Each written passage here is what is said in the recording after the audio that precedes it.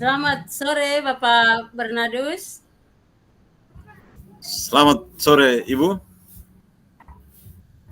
Apa kabar sore ini?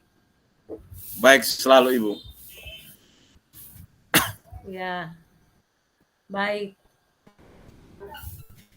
Di tengah kesibukan kita, namun kita masih diberi waktu dan kesempatan untuk boleh bersama di ruang percakapan coaching kita untuk sore hari ini. Terima kasih juga untuk Bapak Bernardus karena kita diberi rahmat kesehatan sehingga kita bisa sama-sama berbagi dalam ruang coaching ini.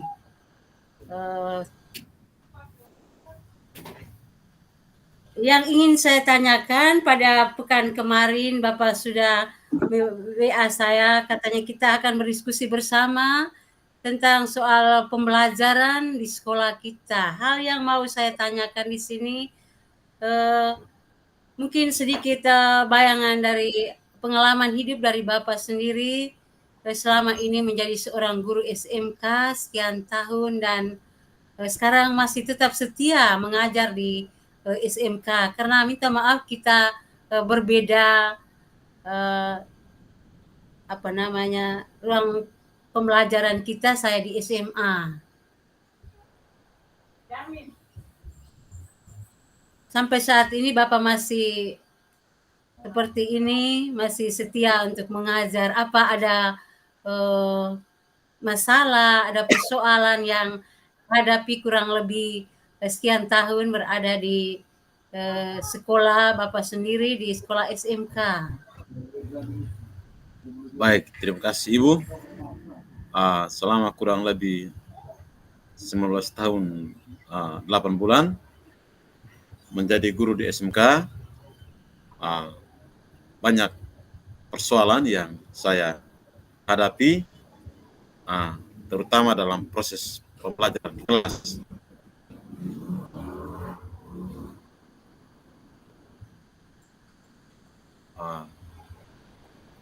Persoalan-persoalan itu antara lain yang pertama,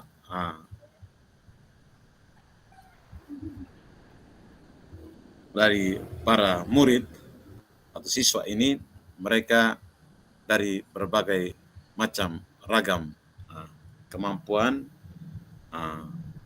latar belakang sosial, keluarga, budaya, sehingga pembelajaran di SMK memang di kelas itu saya mengalami banyak masalah.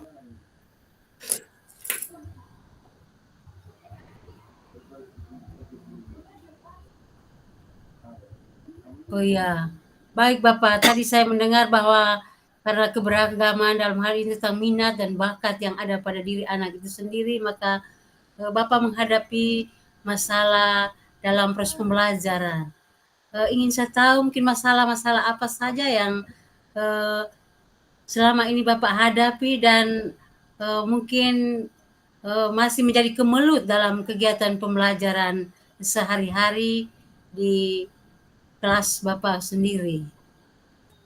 Baik, masalah-masalah yang sangat prinsipil atau masalah-masalah yang sangat spesifik ini, itu berkaitan yang pertama itu dengan tingkat pemahaman siswa yang masih dikatakan tingkat pemahaman masih berkisar dari antara rendah sampai dengan sedang. Ini yang juga menjadi persoalan yang saya hadapi dalam proses pembelajaran. Kemudian yang kedua adalah masalah yang menjadi penting juga adalah fasilitas pembelajaran yang disiapkan oleh lembaga itu belum memadai, yang berarti fasilitas ini turut mendukung proses pembelajaran di dalam kelas. Ini yang nanti membuat saya untuk menerapkan metode pembelajaran yang penting, yang sesuai dengan kebutuhan murid sendiri. Itu ada dua masalah utama yang saya angkat dalam bagaimana saya melakukan proses pembelajaran di kelas. Baik Bapak. Jadi setelah saya mendengar dua masalah yang Bapak ungkapkan tadi, yang pertama tentang keberagaman siswa dalam hal ini menyangkut tingkat pemahaman siswa itu sendiri terhadap materi yang Bapak ajarkan. Apakah sejauh ini Bapak sudah melakukan suatu tindakan yang mungkin bisa eh, membuat anak ini bisa mengikuti kegiatan pembelajaran dengan baik? Dengan masalah yang Bapak hadapi ini dari tingkat pemahaman anak yang beragam, berbeda-beda. Baik, Bisa jadi sedikit mendengar apa curhatan hati dari Bapak Guru? untuk bisa menjawab permasalahan ini dengan tingkat pemahaman para murid yang berbeda ini, langkah pertama yang saya lakukan dalam proses pembelajaran itu adalah saya membuat asesmen ini. Asesmen ini saya ingin tahu setiap siswa punya kemampuan seperti apa. Di situ dari asesmen ini setelah saya melihat tingkat kemampuan siswa yang berbeda-beda itu, lalu langkah berikut adalah bagaimana saya membuat sebuah pembelajaran ini yang saya sesuaikan dengan kebutuhan masing-masing peserta didik berdasarkan tingkat kemampuan ini. Dengan harapan saya bahwa di tingkat-tingkat ini mereka belajar sesuai dengan tingkat kemampuan mereka. Lalu nanti ada kolaborasi. Saya menghendaki ada kolaborasi, itu lewat forum diskusi. Mengapa saya lakukan itu? Sehingga anak-anak yang mampu kurang mampu, atau sebaliknya. Di sana juga mereka bisa menjadi tutor sebaya. Yang saya inginkan dari situ, mereka saling membantu dalam proses pembelajaran. Jadi mungkin pikiran saya, ketika mereka di teman sebaya itu mereka lebih paham. Mungkin karena guru jelaskan, terkadang mungkin kurang pas atau seperti apa. Terkadang teman-teman bisa jelaskan mereka lebih paham. Maka di situ saya lakukan dalam diskusi bersama. Selain itu, saya juga tadi dengan melakukan assessment itu untuk saya mencari tahu selain kemampuan kognitifnya, juga saya cari tahu juga kemampuan psikomotoriknya. Ini yang sehingga nanti dalam proses belajar itu mereka bisa saling memenuhi kebutuhan belajar satu sama lain dalam tuntunan saya.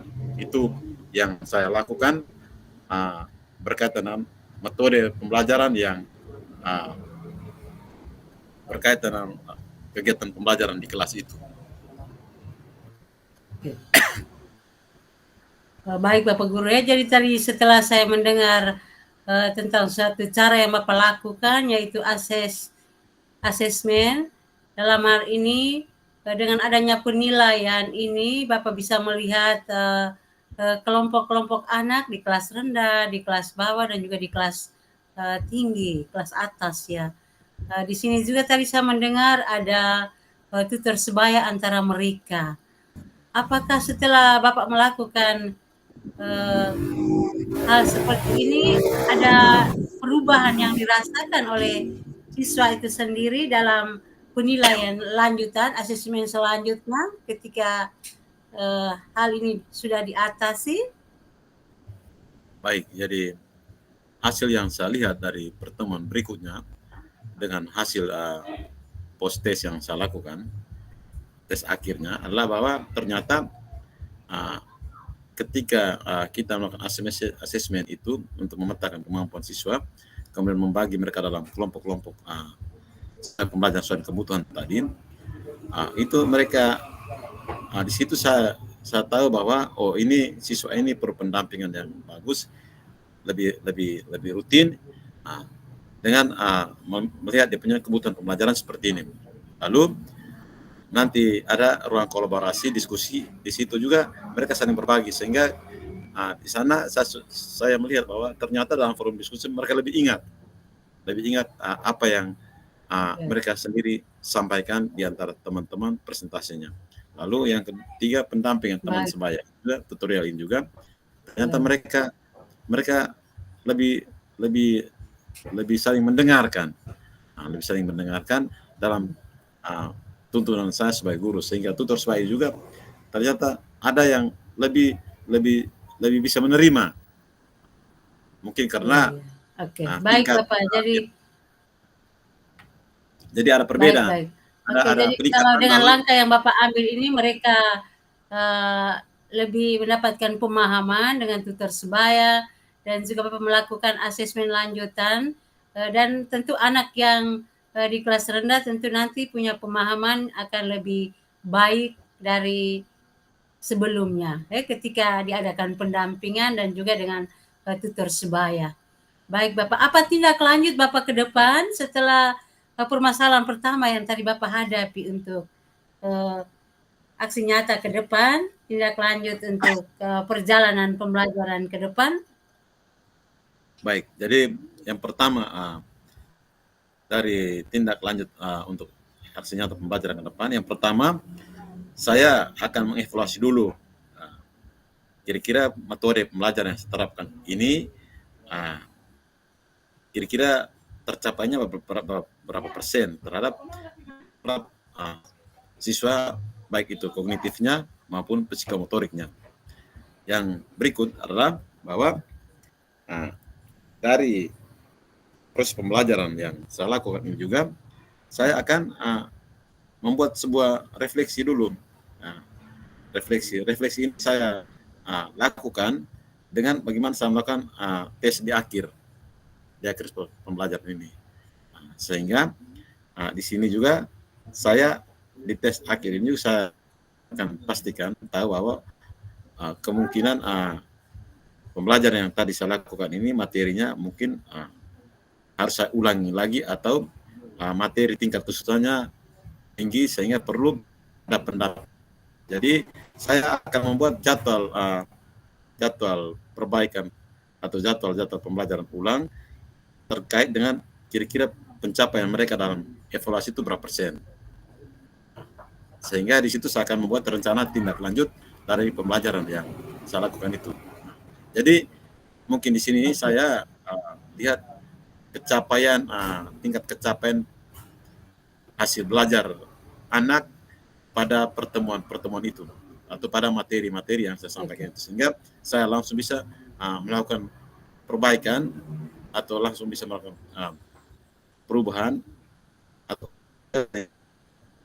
kedasar itu materi 100%, karena pembelajaran kita harus pembelajaran tuntas. Terima kasih Ibu. Oh ya, okay.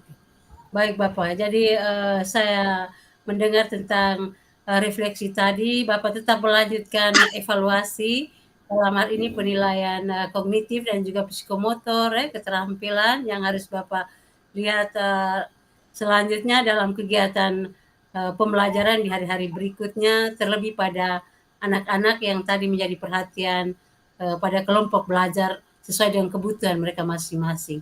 Terima kasih Bapak untuk persoalan atau masalah pertama yang sudah Bapak kemukakan masalahnya, kita sudah sama-sama mendengarkan, terus rencana aksi ke depan seperti apa, tindak lanjut dan juga refleksi yang mungkin kembali Bapak sendiri melakukan di sekolah Bapak sendiri dan pasti akan mendapatkan hasil yang lebih baik dari sekarang.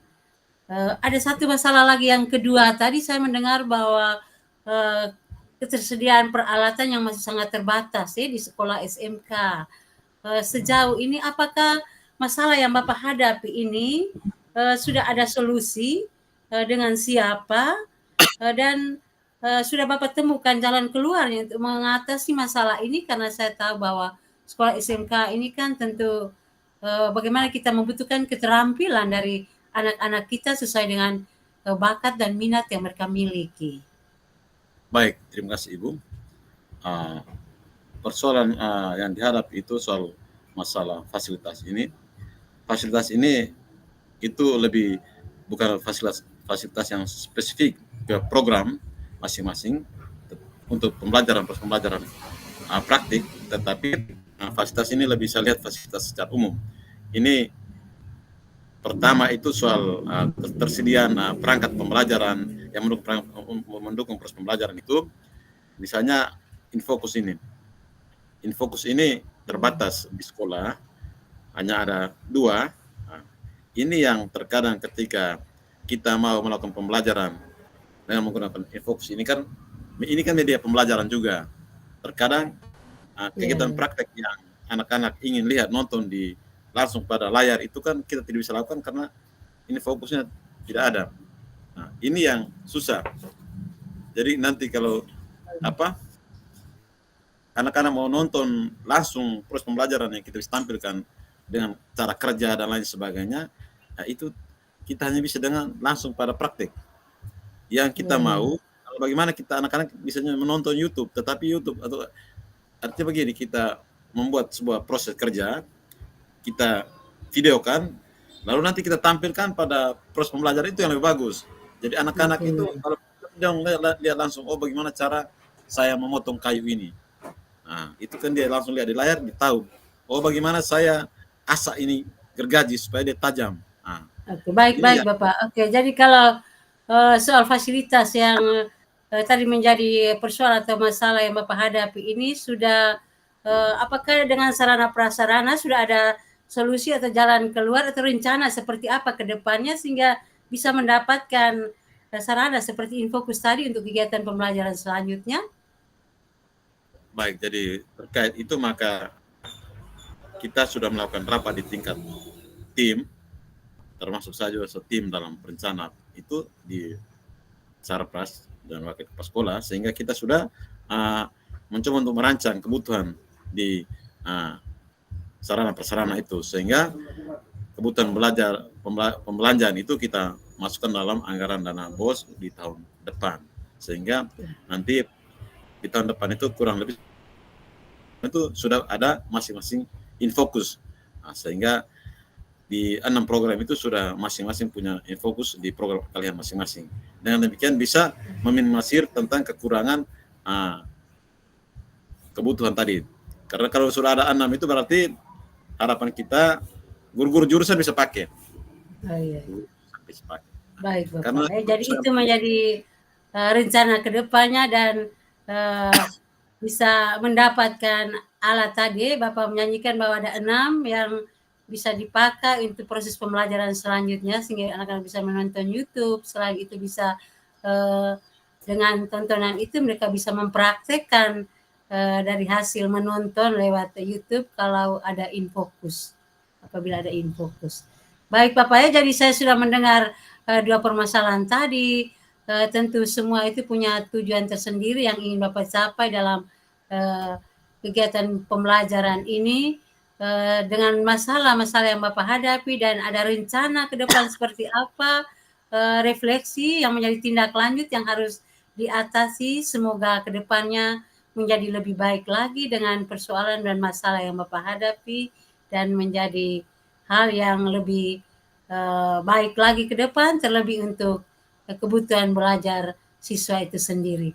Oke, terima kasih Bapak Bernardus ya untuk diskusi kita sore hari ini. terima Nanti kasih. ada persoalan atau masalah apa lagi yang, ingin Bapak kemukakan, mungkin bisa, chat saya, kita bisa berdiskusi bersama, mungkin ada masukan, ada pengalaman yang mungkin kita bisa, bahas secara bersama, walaupun kita berbeda di, jenjang pendidikan mengajar kita Bapak di SMK. Baik ya Bapak ya, terima kasih, selamat sore.